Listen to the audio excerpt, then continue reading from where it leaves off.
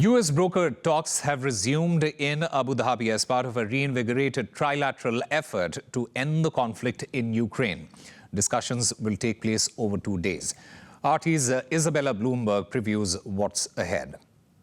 A second round of negotiations between the United States, Russia and Ukraine comes after a certain delay because the talks were initially set for Saturday and they were essentially postponed, and this was because there was a reported scheduling issue. Now, while this round was expected to be purely bilateral, the White House has in fact confirmed that it will send its envoys. This is the U.S. Special Envoy Steve Witkoff, as well as Trump's son-in-law Jared Kushner.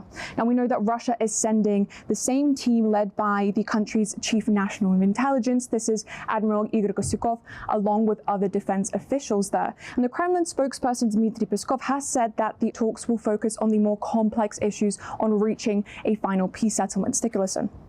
On some issues, we've certainly gotten closer because we've had discussions. On some issues, it's easier to find common ground. With other issues, it's more difficult. Unfortunately, we can't yet say we've gotten closer there.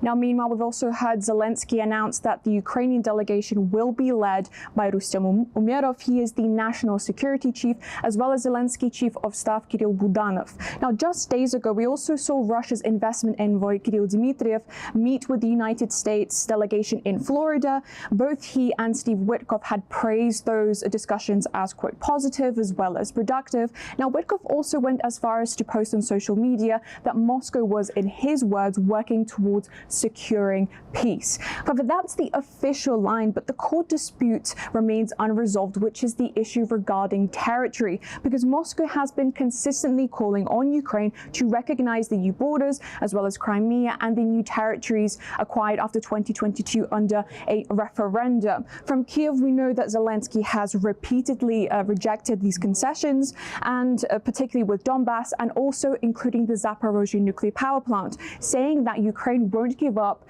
without a fight. Now, yesterday we also saw Zelensky warn that Ukraine's negotiating stance would apparently harden in response to what he's calling Russia's strike on energy infrastructure. But we know that Moscow has firmly rejected this, stating that a previously agreed energy truce had essentially expired here. At the same time, we also saw President Donald Trump confirm that the Russian side had adhered to this pause. Let's take a listen.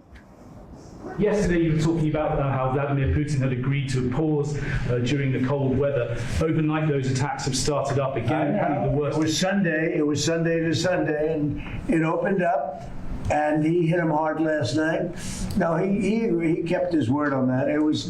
It's a lot. 1 week is, we'll take anything because it's really, really cold over there. But it was on Sunday, and he went from Sunday to Sunday. Are you disappointed he didn't go further or go I would like to I want him to end the war.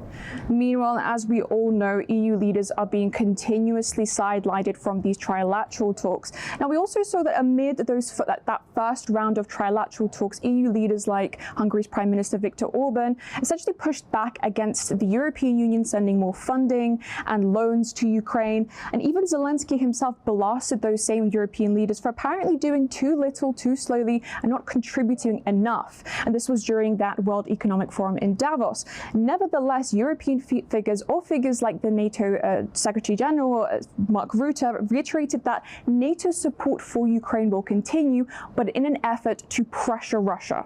We will keep up the pressure on Russia, and we will continue our support for Ukraine. So, members of the Rada, as the very capable team appointed by President Zelensky continues their work to negotiate a lasting end to this war, know that NATO continues to stand with Ukraine and will continue to do so in the years ahead. Your security is our security. Now we know that Russia has consistently stated that Ukraine's accession to NATO and the deployment of Western troops in the country poses a severe security threat to the country. So the European Union and NATO's warmongering rhetoric seemingly continues here. So as the three countries head back to the negotiating table, a clear dichotomy is forming here, because on the one hand, we have the United States, who continues to express cautious optimism, particularly with Donald Trump. On the other, we see EU leaders essentially argue that pressure must be maintained before these talks, an approach that we know that Moscow says harms the end goal, which is a peace agreement. So while the trilateral talks are unfolding, territory seems to be a core issue here.